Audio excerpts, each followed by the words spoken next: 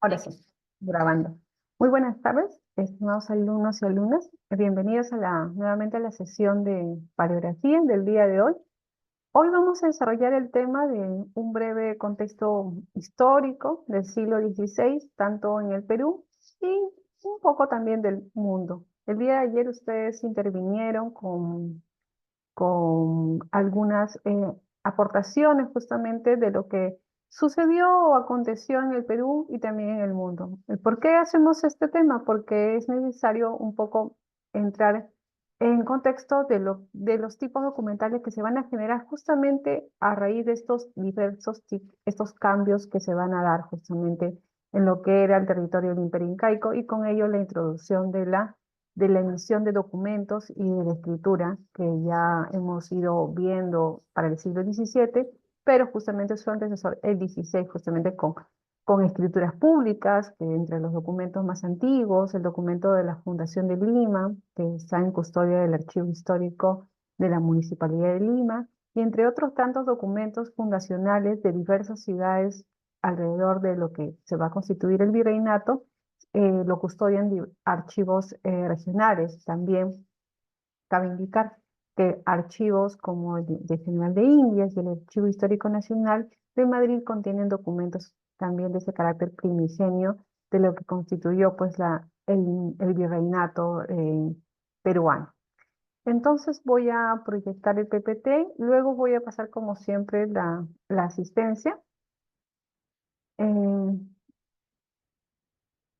entonces, el día de hoy Vamos a hablar del contexto histórico. Es un PPT un poquito largo, sin embargo, me parece importante rescatar algunos ítems o puntos que seguro en algún momento ustedes lo han visto en alguna otra primera asignatura que han llevado sobre, me parece que instituciones coloniales, y también de repente en una formación anterior que hayan tenido, ¿no? En primer lugar, constituida justamente como un punto de quiebre la llegada de los españoles a los Andes en un contexto global. ¿Por qué en este contexto global? Porque esto no se va a dar de manera, pues, aleatoria, no se va a dar de una manera, pues, de casual, sino que todo va a corresponder a las diversas corrientes o las diversas necesidades que se van a surgir justamente en el continente europeo, ¿no? Entonces, justamente el origen de esta expansión transcontinental, es decir, del continente del viejo mundo a este nuevo mundo, se va a dar por motivaciones tanto de Portugal como de España. En primer lugar, ¿no? Era la necesidad justamente de tener nuevos espacios geográficos que pudieran tener nuevas, era todo nuevo, por lo tanto no sabíamos a qué nos enfrentábamos, entonces podía haber algún tipo de riqueza. Hace algunos días leí, o no sé si fue así como que un falso rumor que decía que no, antes de la primera llegada ¿no? de los españoles justamente habían llegado en la Edad Media, ¿no? Otros pobladores y que se había dado, ¿no? Pero sí, simplemente no he visto que esté todavía documentado, ¿no? Hay por ahí, parece que nuevas investigaciones que podrían dar luces de ello. Aún todavía no tenemos certeza de ello. Entonces, en primer lugar, tenemos que había una posición geográfica de alguna manera que podía rendir frutos, ¿no? Por el privilegio de estar justamente rodeado del Océano Atlántico y también del Océano Pacífico, ¿no? En segundo lugar, la idea de poder dominar las rutas comerciales, es decir, el que dominaba el mar era el que dominaba todo, justamente porque eh, no sabemos o no sabían en ese entonces qué productos o qué explotación de productos podían tener en estos nuevos territorios. Por tanto, los territorios que se iban a descubrir a, este, iban a obtener de esa acumulación, de esa adhesión que iba a haber o de esa conquista o colonización que se denominado, era la idea de poder obtener riqueza justamente para la monarquía, en este caso la española, ¿no? Y también pues estas nuevas búsquedas de territorio pues traerían beneficios obviamente para los agentes que iban a hacer justamente estas conquistas que se representaba por estas personas llamados conquistadores justamente, ¿no? Otras motivaciones fueron una disponibilidad de tener capital y la última, entre ahí muy abajito que está justamente es la denominada y que fue justamente uno de los caballitos de batalla, como se dice, fue que estaba justificado por una difusión de la cristiandad, ¿no? Entonces, este es un poco el contexto que origina, ¿no? Que origina ampliar el horizonte, ir más allá, ¿no? Justamente de la superficie que ya se tenía conocida a explorar nuevos horizontes muy lejanos, atravesando un mar bastante complicado como era el Atlántico, ¿no? Entonces, eh, para empezar, el imperio portugués tiene dominio en todas las zonas que se pueden observar que están de color rojito, que son, por ejemplo, toda la parte de Brasil, ¿no? El propio imperio portugués, Portugal, ¿no? Que justamente es esta famosa carita que dicen que la forma de la península ibérica justamente tiene la forma de un rostro, ¿no? Y la parte sur justamente de África, ¿no? Entre parte de los territorios más grandes que justamente eran dominados por el imperio portugués. Y por otra parte tenemos justamente lo que vendría a ser el Imperio Español, ¿no?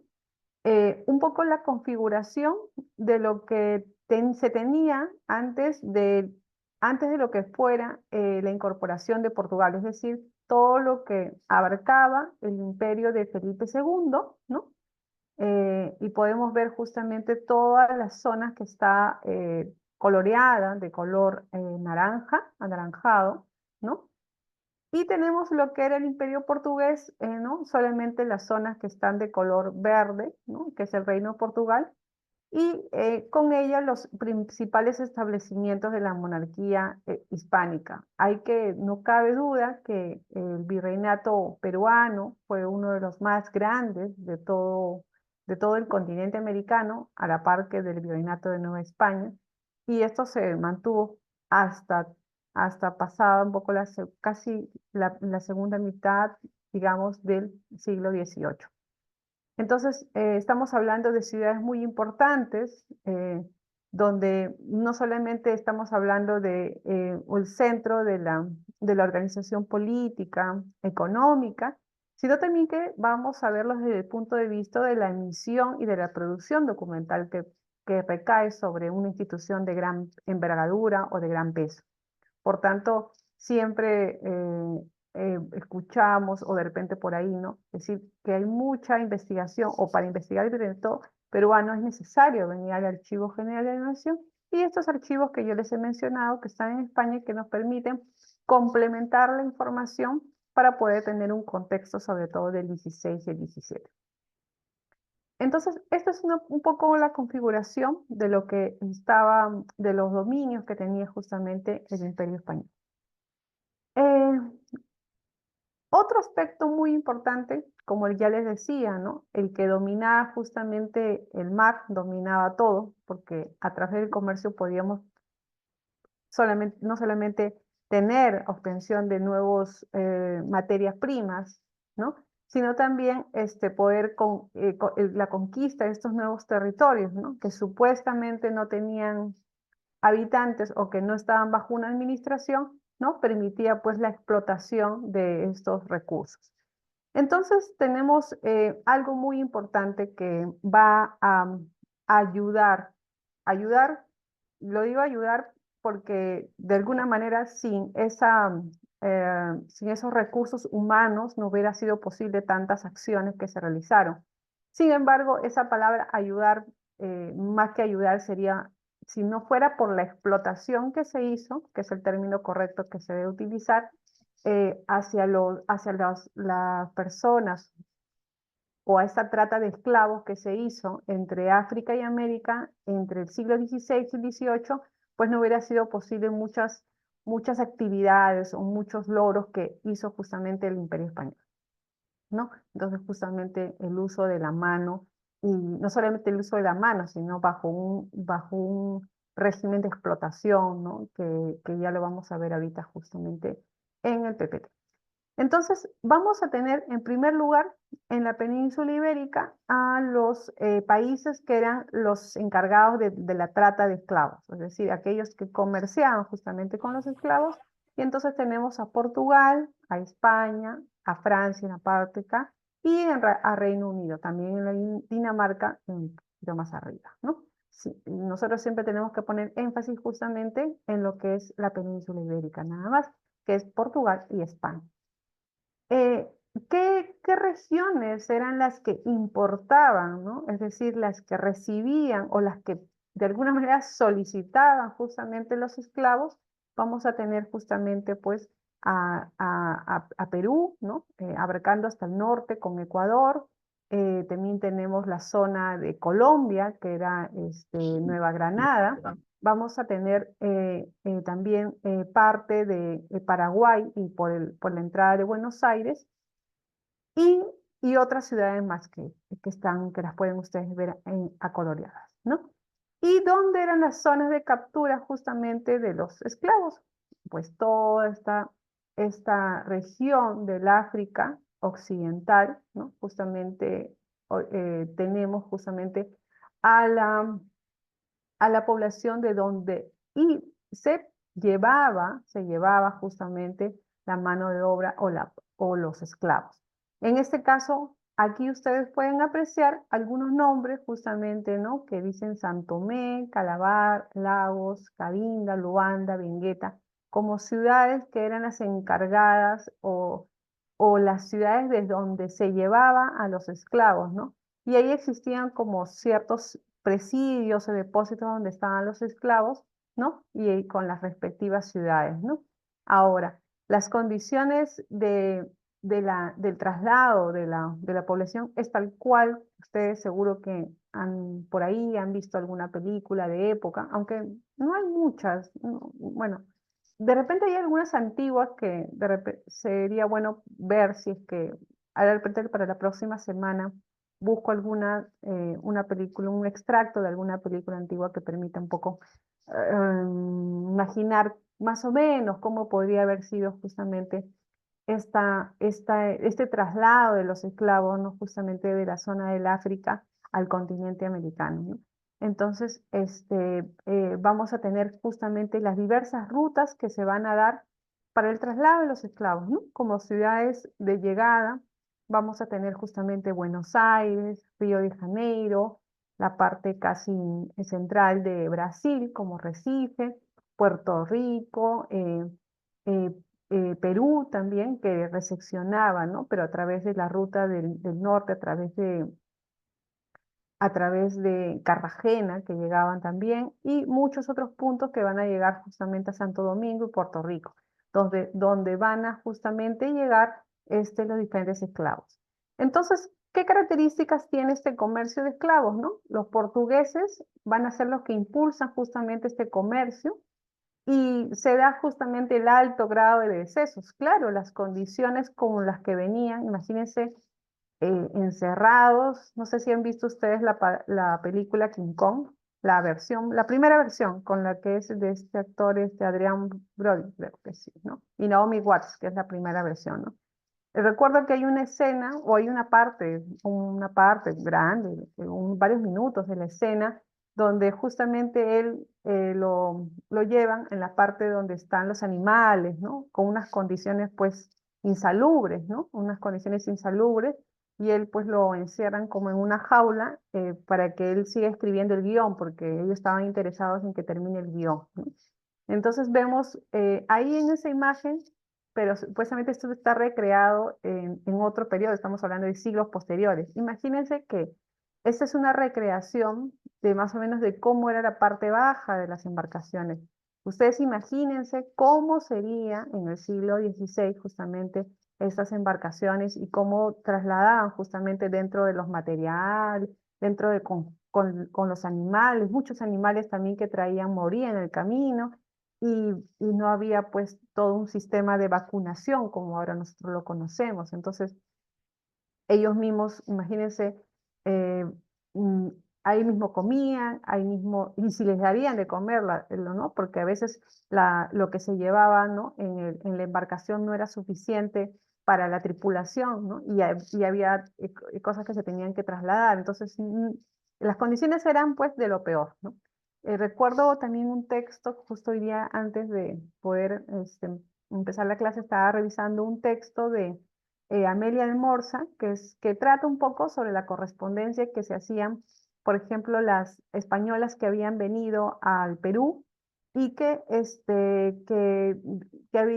indicaban o se comunicaban con otras mujeres de España, obviamente, indicando cómo habían sido las condiciones de su viaje, ¿no?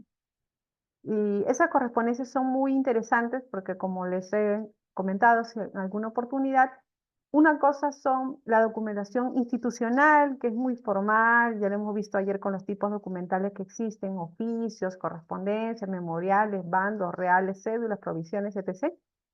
Con correspondencias, con documentación un poco más así íntima, privada, de repente algo más así, más cotidiano, ¿no? Más cotidiano y con un lenguaje más coloquial, ¿no? Que recuerdo que lo vimos en unas correspondencias de Santa María en las primeras clases.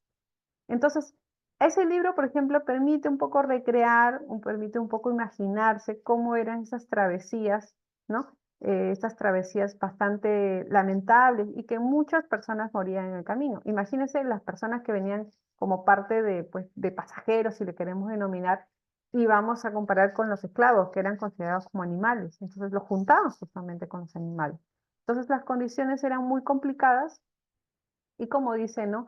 Esto originó pues la destrucción de las sociedades, las familias, desarraigando pues es como cuando alguien emigra, ¿no? Cuando alguien de la familia, pues en los 90 que se fue a Estados Unidos, pues la familia se divide, a veces era posible pues que los hijos puedan ir luego, ¿no? Pero a veces las condiciones no eran, nunca han sido, ¿no? Y hay muchas gentes que se han separado totalmente. Entonces, todas esas consecuencias que trae justamente no solamente la emigración, sino que también pues este desarraigo por la explotación esclava que hubo, ¿no es cierto? Otros morían al llegar a sus destinos, ¿no? Entonces, estas son más o menos las cifras que se tiene de un poco el traslado de esclavos, ¿no? En el siglo XVI, más o menos unos 2000, 17 un millón, y en el siglo XVIII, 6 millones. Entonces, seguimos con el... Listo. Entonces, para continuar el tema que estábamos viendo, que relacionado no solamente al comercio como gran caballo de batalla, justamente, entre uno de los caballitos de batalla, ¿no? Que permitía justamente poder explorar nuevos territorios, ¿no? Estamos justamente con el tema de las materias primas que se podían obtener, ¿no? Por ejemplo, en la parte este justamente de lo que era Norteamérica y también lo que va a estar, digamos, ya graficado como África como una zona encargada pues de dotar de esclavos, ¿no? Entonces se empieza a constituir este famoso este comercio triangular, ¿no? Este comercio triangular que se va a dar entre los tres continentes, ¿no? En la parte de América, en la península ibérica y en la parte suroeste de África, ¿no? Entonces, este triángulo que se formó va a pues expandirse para la zona sur, para todo lo que era el virreinato del Perú. Entonces, vamos a ver el otro tema que sería los españoles y la caída del imperio inca. Entonces, vamos a tener en cuenta que eh, si bien estas personas que nos han contado o nos han graficado cuando hemos estado en el colegio, pues que eran personas sin ninguna habilidad, sin ninguna destreza, ¿no? Eh, Sin embargo, había una cuestión muy clave, ¿no? Que era un afán de conquista, un afán de riqueza, ¿no? Y en ese caso, justamente esta habilidad que se adquiere, ¿no? Esta habilidad militar y política que se adquiere, que uno puede, como dice, ser en alguna actividad muy apasionado en algo, ese apasionamiento puede también permitir que uno aprenda otras habilidades, ¿no?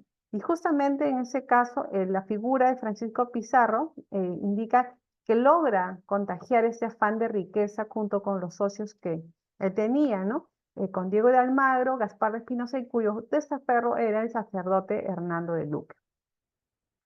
Entonces, la conquista del Tahuantinsuyo está comprendida como una empresa que fue realizada por capitales privados. La corona no se mantenía al margen, por el contrario, respaldaba estas expediciones, ¿no? Con la finalidad, ojo, de poder extender sus dominios y poder obtener más riquezas, ¿no? Tras el segundo viaje, se firmaría recién en la capitulación de Toledo, ¿no? En 1529, y en la cual Pizarro, Almagro y Luque se aseguraron sus derechos de la conquista, ¿no? Porque, oye, yo viajo, pero está bien, yo no voy a viajar a cuenta tuya, ¿no? O sea, si tú quieres, anda tú, arriesga tu vida, ¿no? No, no, a mí, yo voy, pero a mí me tiene que tocar una parte y una buena parte. Entonces, esa es más o menos la figura, ¿no? Que se da justamente el primer viaje, que llega solamente hasta el norte de lo que era la parte de Colombia, Virú, en un segundo justamente viaje, ¿no? Que llegan hasta el norte y ya en el tercero que llegan, pues ya pueden llegar a todo el territorio llegando hasta el Cusco. Entonces, este es un poco parte, ¿no?, de los inicios que usted, justamente el grupo número 1, comentó sobre Francisco Pizarro. Entonces, ¿quiénes eran estos señores, estos sujetos, estos personajes, ¿no? ¿Quiénes eran los conquistadores, no? Hay un libro muy interesante que es de Lockhart, que es Los Conquistadores, ¿no? Y hay un libro justamente que estaba también revisando Lockhart también hace poco, creo que un mes, un poco más, creo que recién ha fallecido. Ha sido un gran estudioso justamente pues de este periodo, ¿no? Y ha consultado bastante los protocolos notariales del siglo XVI también, de paso. Entonces, ¿quiénes eran los conquistadores? Y en ese libro, disculpen, en este libro de El mundo hispano-peruano, es un libro muy bonito, muy interesante, porque grafica todas todas las personas que empiezan a habitar justamente, ¿no? Habla sobre los negros, habla sobre los conquistadores, habla sobre los indígenas, ¿no? Tiene, creo que clasificado en 6. Ahorita tengo una fotocopia, porque en su momento cuando yo estudié solamente pudimos sacar fotocopia, pero es un texto, espero poder digitalizarlo si en caso no lo encuentren, y lo cuelgo también en el aula si es que alguno de ustedes está interesado. Entonces, algunos eran soldados profesionales, como en el caso de Hernando de Soto, de Sebastián de Benalcázar, y tenían pues una edad promedio entre 30 y 40, es lo que no estamos hablando de unas personas jóvenes, ¿no? Son tal cual se puede encontrar en las diferentes pinturas que podemos ver, ¿no? ¿No? Y tenían una composición de ser hidalgos y plebeyos, o sea, no eran pues, no estamos hablando pues que era en la cúspide de la pirámide, que podía haber ido justamente. ¿Quién se arriesgaría pues a un trajín de esta naturaleza, ¿no? Y pues parte de esas motivaciones que hizo que ellos justamente pudieran venir, conquistar, adentrarse en el territorio justamente del Tahuantinsuyo, fue el de salir de la pobreza y ser algo, ser alguien, ¿no? Y ganar algo sobre todo, ¿no? Ganar. A ver, ya, listo. Ah, ¿en qué factores o ventajas van a favorecer la conquista? Pues bueno, ustedes ya las conocen creo que de bastante sobra, ¿no? Eh, es como si se diese un hecho, y que las circunstancias justamente que rodean eso sean propicias, ¿no? Que el escenario sea propicio, ¿no? Es como, no quiero hacer una comparación, aunque suene un poco, no es una comparación, idónea para esto, pero por ejemplo digo, no sé, el delincuente, ¿no? O sea, a nosotros nos pueden robar en cualquier momento, ¿no? Nos pueden robar, de repente estamos sentados con nuestra cartera, con nuestra mochila, y puede subir y nos puede arrancharnos. Pero a veces, y no debería ser así, ¿no? No debería ser, nosotros deberíamos estar con total de libertad del celular, mirar al celular, ¿no? Pero conociendo que el país es una ciudad insegura totalmente, estamos con nuestro celular contestando un mensaje o mirando el Facebook, y le damos pues cabida a que nos puedan robar. Entonces, no es un ejemplo muy propicio, pero de alguna manera encontró el escenario que existía justamente pues una guerra civil entre Huáscar y Atahualpa. Entonces, llegó un momento pues conflictuoso, conflictivo, que me permitiría pues adentrarme o lograr algo. Algo también muy importante es la superioridad tecnológica con la que venían, pues, ¿no? Mientras aquí de repente solamente tenemos entre las armas la guaraca, las lanzas y todo eso, había el tema de las armas. Y un arma de fuego, pues obviamente que en una lid la que va a ganar es un arma de fuego, ¿no? Y también teníamos el tema justamente de los caballos, ¿no? Que cuando eh, estuvieron justamente pues a presencia de los incas justamente, se tuvieron bastantes sustos, ¿no? Entonces, otras ventajas que se dieron o lo que devino producto de esto va a ser justamente la ejecución que se va a dar justamente a Atahualpa, y también el apoyo de una facción de Huáscar, ¿no? O sea, el ponerse de un lado o de otro. Entonces, todas estas estas acciones estas incidencias que van a darse, o estos hechos, van a permitir justamente, pues, allanar el territorio y poder avanzar, ¿no? De una manera, pues, como lo hicieron, ¿no? Sabemos que si hubiera habido pues, una fuerte defensa o ¿no? Tal vez, ¿no? A pesar de la superioridad tecnológica que podemos ver, hubiera podido ser otro la historia. Pero esta es la historia que tenemos, esta es la historia que hemos heredado, ¿no? Y también el apoyo de otras etnias como los huancas, ¿no? A través de alimentos, logísticas y traductores, ¿no? Que estábamos en una situación muy conflictiva, ¿no? Y la colaboración del hermano de Huáscar y Atahualpa, y también va a ser proclive el impacto de las enfermedades, ¿no? El impacto de las enfermedades. Entonces estábamos sometiendo a algo nuevo, entonces obviamente que eso hizo que de alguna manera merme justamente la población que estaba ahí. A ver, un ratito, voy a ver la hora. Uy, 6:30. Y es un montón de PPT que les he preparado. Entonces, uno de los factores clave, pues, justamente para este adentramiento va a ser la colaboración de los pueblos conquistados por los incas. Es decir, a mí me habían sometido, pues, ¿no? Y yo no estaba de acuerdo con muchas cosas que me obligaban a hacer o con muchas exigencias que tenía, obviamente, ¿no? Entonces, entre esas cosas era el descontento justamente de los pueblos conquistados, como fue por parte de los huancas y los chancas, ¿no? Entonces, de alguna manera, pues, aprovecho las circunstancias y establezco algún tipo de alianza para poder yo tener algún de rédito o alguna ganancia, ¿no? Y en esas circunstancias, pues, entre los acuerdos decían, pues, apoyar justamente con hombres o recursos en coyunturas cruciales, ¿no? Por ejemplo, lo que pasó en el cerco del Cusco entre el 36 y el 37. Entonces, eh, uno diría, pues, no debimos hacer fuerza común, ¿no? Pero había un gran descontento, pues, y cuando encuentras tú en un lugar muchas divisiones, ¿no? Divide y vencerás, como dicen, ¿no? Como dice un poco el dicho, ¿no? Otro factor clave, como ya lo hemos mencionado, fue las enfermedades y el colapso demográfico, que lo hemos visto también para el siglo XVII, ¿no? Justamente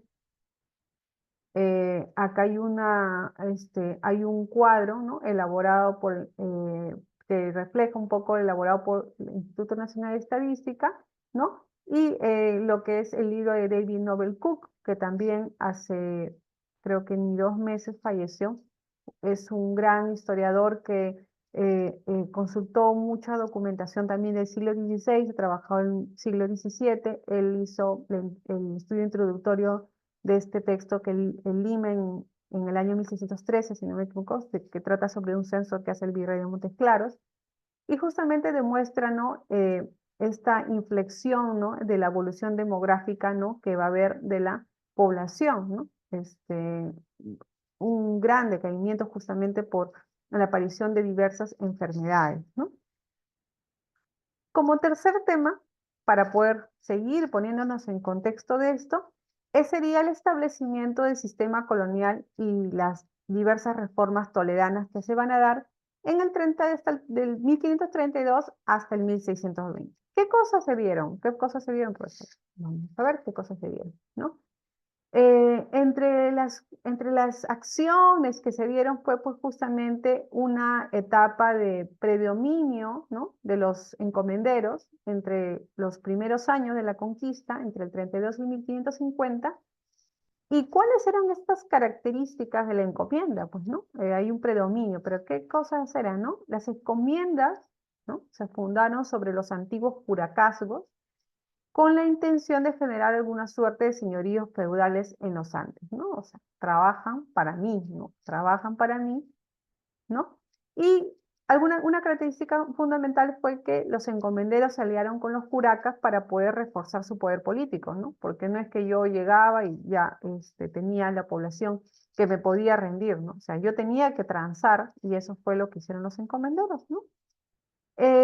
Los encomenderos rechazan justamente estas nuevas disposiciones en el año 42 y derrotan al primer virrey, que es Blasco Núñez de Vela. Y luego Pedro de la Gasca derrota a los encomenderos y así termina el proyecto autonomista de la generación de los conquistadores. Es decir, que de alguna manera pues dijeron, ah, ya, yo estoy lejos de la península, yo he firmado un acuerdo en la que yo voy a recibir réditos, ¿no? Pero aquí yo empiezo a hacer lo que me da la gana, ¿no? Entonces, había una autoridad justamente que era el virrey, ¿no? Que era justamente el rey en figura, digamos, en el virreinato era el virrey. Entonces, se puede ver justamente toda esta suerte de conflictos que se van a dar en los primeros años. A ver, no avanza. Ahora sí. A ver, quiero ver si no me he saltado. No, está bien. Listo.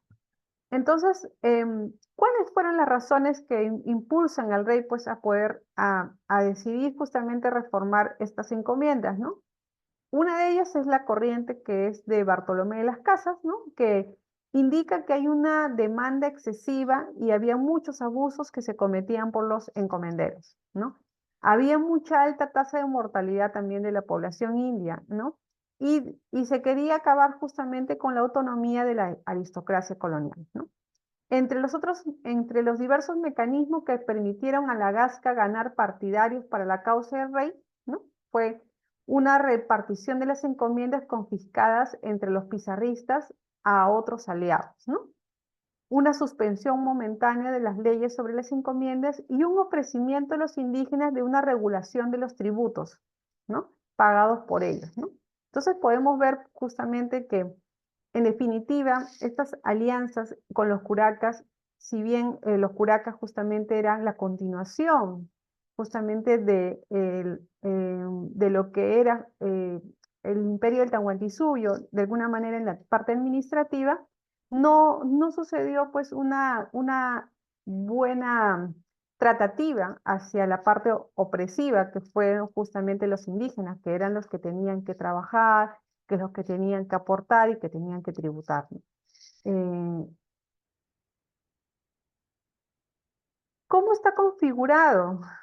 Hablamos un poco de las encomiendas. ¿Cómo está configurado justamente la época de los primeros virreyes? ¿Qué era esta suerte de autoridad representativa aquí en el virreinato peruano? Porque era pues el que le representaba al rey en estas tierras tan lejanas, ¿no? Y que era un poco complicado, ¿no? Yo imagino, a pesar de la lejanía, habían muchos mecanismos que permitían pues saber todo lo que se estaba haciendo, ¿no?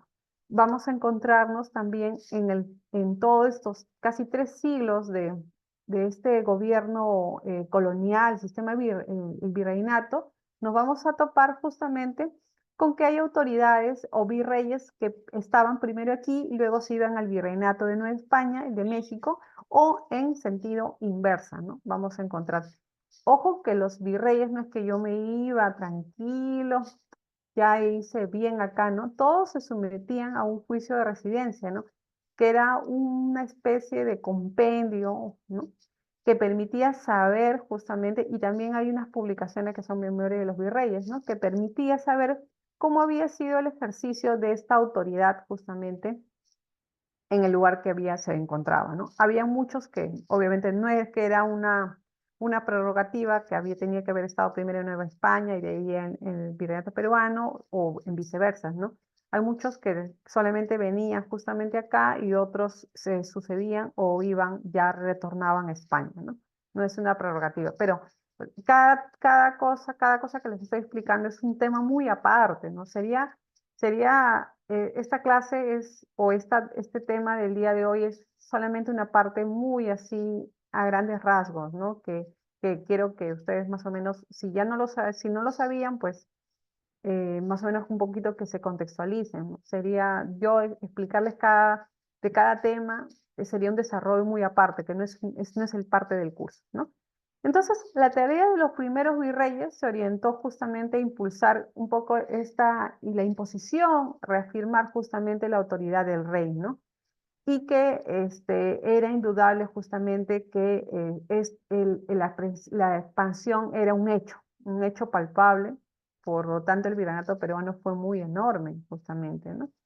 Ya quisiéramos tener esa cantidad de territorio, ¿no? A la fecha, ¿no?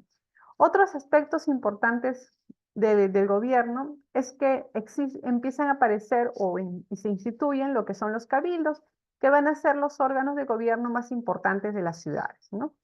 Luego se van a empezar a desarrollar gremios de artesanos en la ciudad.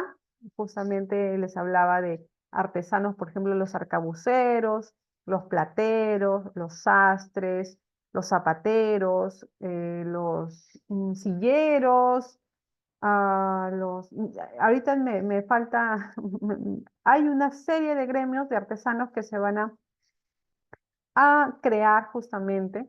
Y ese tema de los gremios también es otro tema muy interesante que en los últimos años se han estado desarrollando muchos historiadores relacionado a estos profesionales, ¿no?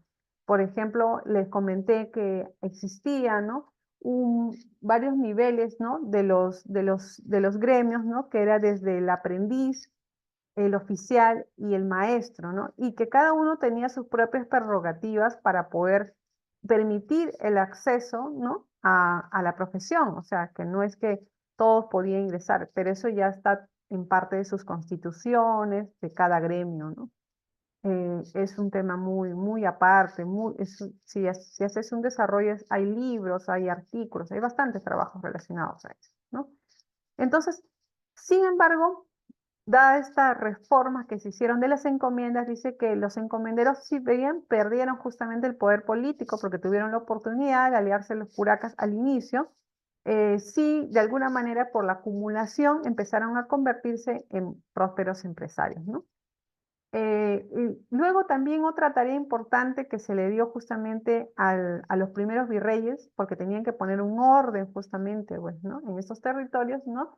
Era acabar con las últimas reducciones, no, últimos bastiones justamente que estaban contra la corona. Y justamente ahí tenemos esta famosa rebelión de los encomenderos, ¿no? De Hernández Girón entre el año 53 y 55 y la otra gran resistencia inca que fue en los incas de Vilcabamba, ¿no? Que también fue en este periodo. Y entre algunas medidas políticas que se tomaron justamente fue la creación de nuevas audiencias, ¿no? Como la de Charcas, Chile y Quito, y creación de los corregimientos para poder reducir este poder de los encomenderos, ¿no? Y luego lo fundamental, realizar visitas para conocer la diversa variedad del territorio, todo el territorio, ¿no? Entonces, ahí, seguido a estas primeras acciones que van a tomar justamente los virreyes, van a venir lo que son las famosas reformas toledanas con el virrey Toledo, ¿no? Ahí justamente está la imagen del virrey Toledo, ¿no? Justamente ataviado con sus calcetas. Cuando veo esas imágenes, siempre me parece bastante curioso porque tienen como un faldellín, tienen la gorguera, que es esta cosita que se pone aquí en el cuello, que se llama gorguera, ¿no? Y podemos ver justamente ahí el retratado, ¿no? Con un documento y que acá con un plumero y el tintero, ¿no? ¿Qué se da justamente en estas reformas toledanas, ¿no? La creación de las reducciones bajo el mando de los curacas, ¿no? Un replanteamiento de la mitad, es decir, se va a establecer un aporte, ¿no? Un aporte bajo ciertas condiciones y la instalación de este tribunal bastante conocido, que es el Tribunal de la Inquisición, ¿no? Entonces, ¿qué cosa hizo este virrey Toledo, ¿no? Toledo ordenó en el año 72 la ejecución del último inca de Vilcabamba, que sería Tupac Amaru I, ¿no? Esto puso como punto final la última resistencia inca contra la corona que había en ese entonces, ¿no? ¿No? ¿Y, y qué eran estas famosas reducciones que justamente impulsó el virrey Toledo, ¿no? ¿Y cuáles fueron los objetivos? ¿Para qué se establecieron, no? Entonces, estas reducciones consistían en concentrar cierta determinada población andina en algunos centros poblados de acuerdo a su tradición, de acuerdo a la tradición hispana, ¿no?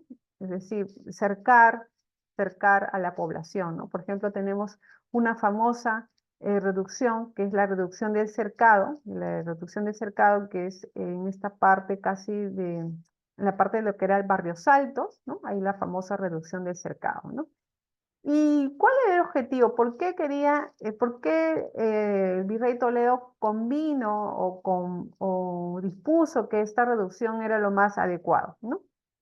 De alguna manera quería evitar la dispersión de la población indígena por el descenso demográfico, ¿no? O sea, había población, pero de alguna manera para yo poder controlarla la tengo que situar geográficamente, territorialmente en un lugar, ¿no?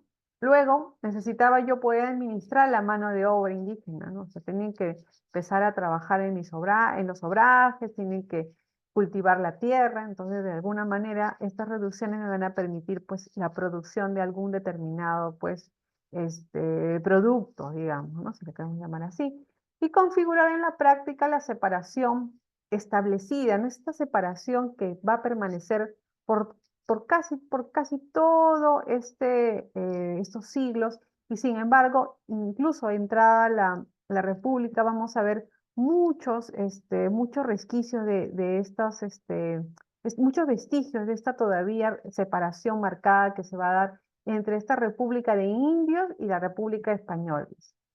Y otra fundamental de la reducción va a ser que el evangelizador o el sacerdote va a poder hacer la tarea evangelizadora de convertirlos a la cristiandad justamente a estos indígenas, ¿no? Entonces, la organización de las reducciones indígenas se concentró en ciertos poblados denominados reducciones. Como les dije, se crearon para facilitar el cobro de tributos, ¿no? Asegurar una mano de obra, ¿no? Y tenían algunas características, ¿no? Las calles rectas, es decir, a una traza, digamos, como era a copia de lo que era el damero de Pizarro, si ustedes le denominan damero de Pizarro, tal cual, ¿no? Tiene esta estructura de horizontal, cuadrículas, ¿no? Que se va a configurar justamente en la ciudad, ¿no? Ahí justamente en la imagen está lo que vendría a ser la reducción de Santiago el Cercano. Las reducciones que buscaron replicar, ¿no? En un modelo urbano, pero en los Andes. Cada reducción era gobernada por un cabildo y la tierra que se le asignaba era de una propiedad colectiva, era de todos, ¿no? Y estaba a cargo de un curaca, ¿no? El curaca estuvo a cargo de un conjunto de reducciones, mejor dicho, y en cada reducción debía construirse necesariamente una iglesia y un sacerdote, ¿no? Y a pesar que la legislación prohibía esto, había mucha población española y mestiza que se va a asentar en las reducciones.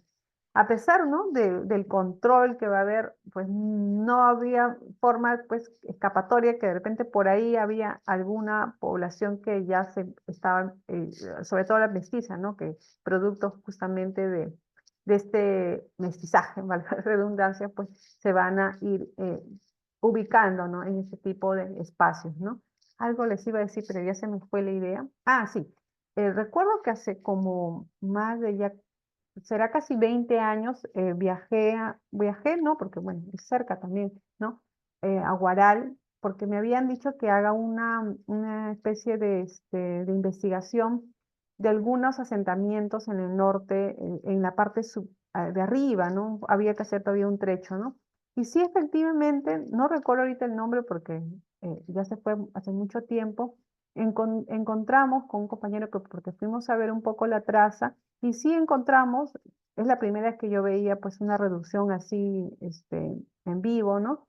Sí encontré varios reducciones y con unas capillitas chiquitas bien bonitas. Yo tengo todavía las fotos, por ese tiempo eran con rollo, que me acuerdo que le tomé y era un día bastante lluvioso, de un diciembre, recuerdo que viajamos.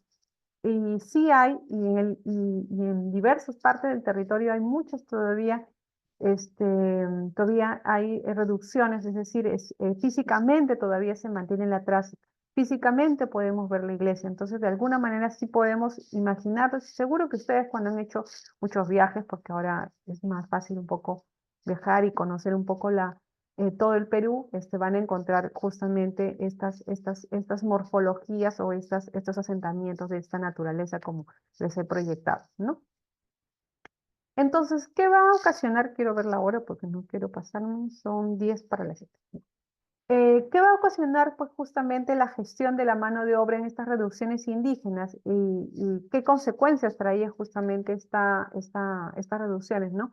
Esta concentración de la población en reducciones va a poder monetizar de alguna manera el tributo. Y ustedes recuerdan que hace algunas clases leímos un documento en la que hablaba justamente de tributos, ¿no? De que recuerdo, no sé, no recuerdo ahorita, ayer lo mencioné de Guarochirí, me parece que hablamos, ¿no? Y ahí había podía hacer un conteo de cuánto había tributado cada indígena, creo que eran 2 reales, y ahí decían las diferentes centros poblados o que habían aportado justamente, ¿no? Hay un replanteamiento justamente también de trabajo de la MITA, ¿no? Y es importante, ¿no? Que va a haber poder de ahí llevar justamente la mano de obra a las diversas minas, ¿no? Sobre todo la de Potosí, ¿no? Y la de Huancavelica y a los diferentes obrajes y haciendas, ¿no? Era importante justamente bajo la figura de explotación, ¿no? Poder llevar justamente a los indígenas de las diversas reducciones, ¿no? Para esos trabajos duros que eran en los obrajes y sobre todo más duros en lo que eran las minas, en el caso de Potosí y Huancavelica, ¿no? Y de alguna manera tener cercada la población indígena va a permitir que haya un fortalecimiento de la élite hispana, ¿no? Como les dije, ¿no? Habían 2 repúblicas, ¿no? Yo las tengo controlada la población, que es mi mano de obra, que es los que me dan, pues, ¿no? De alguna manera de comer y yo estoy ocupando cargos, ¿no? Cargos importantes o viviendo en la ciudad con ciertas, no, con muchas comodidades. ¿Cómo fue esta adaptación de las élites indígenas al sistema colonial? ¿No?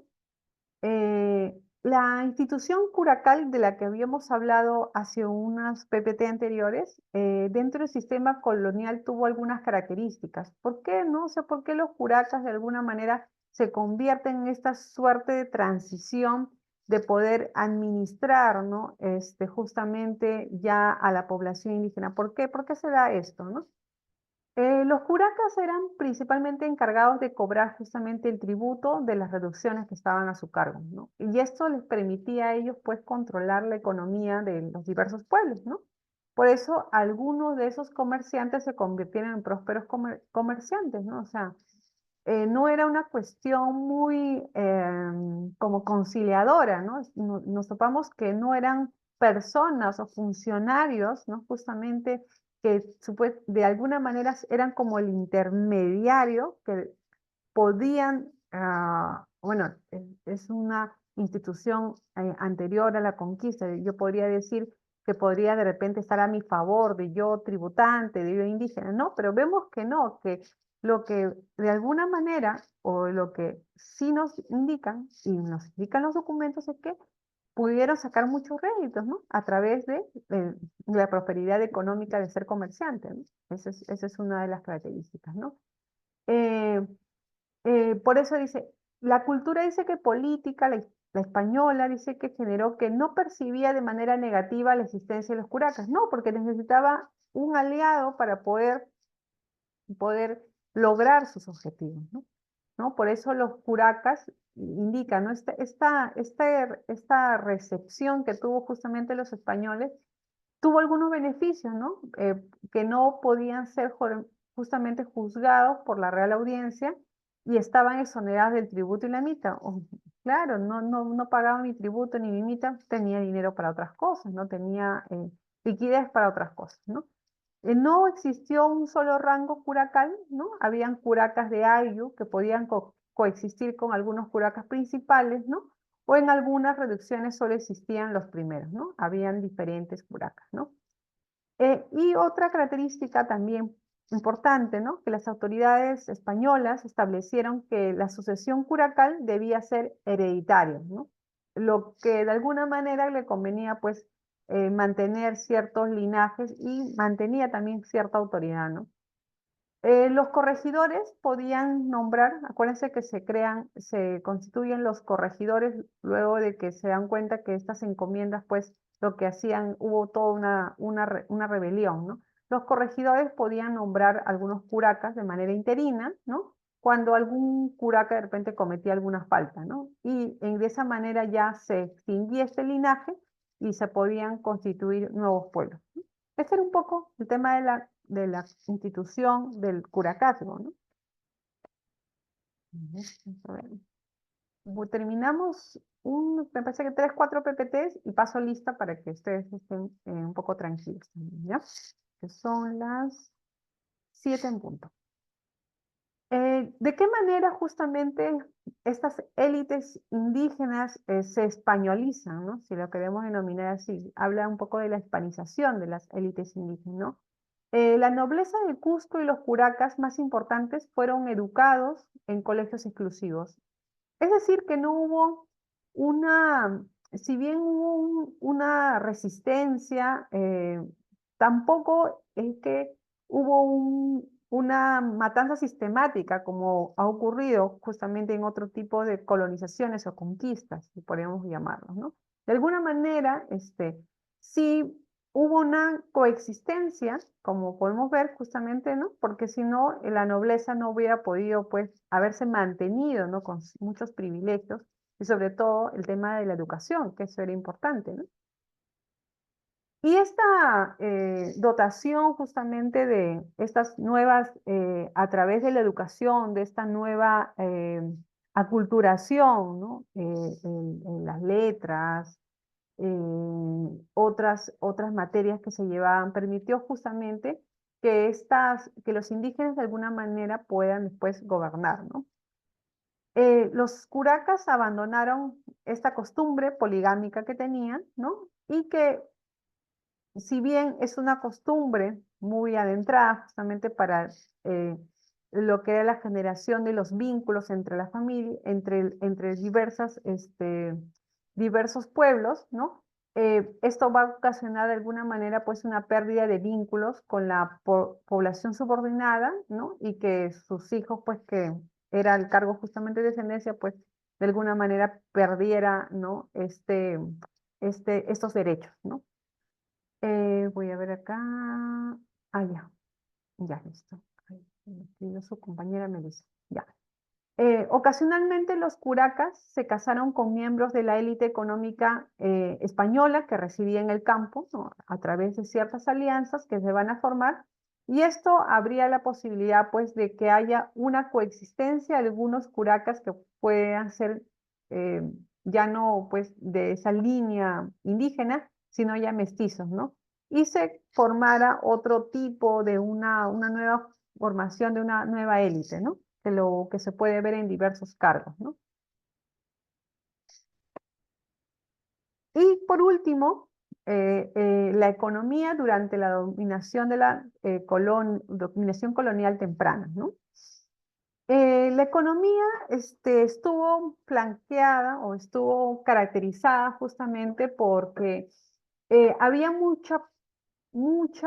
había escasez de población, mejor dicho, había escasez de población y eso lo hemos visto justamente por el decrecimiento demográfico que trajo consecuencia, no solamente con los diferentes enfrentamientos que se dieron, sino también porque hubo conflictos entre los mismos conquistadores, y esto de alguna manera repercutió en que al no haber mucha población, pues tuviera una escasa oferta de mano de obra, ¿no? Para poder producir, ¿no? Entonces, en ese sentido, se establecieron ciertos métodos de coerción para poder reclutar justamente, ¿no? A tener personas que me puedan hacer justamente, pues, esta explotación, ¿no?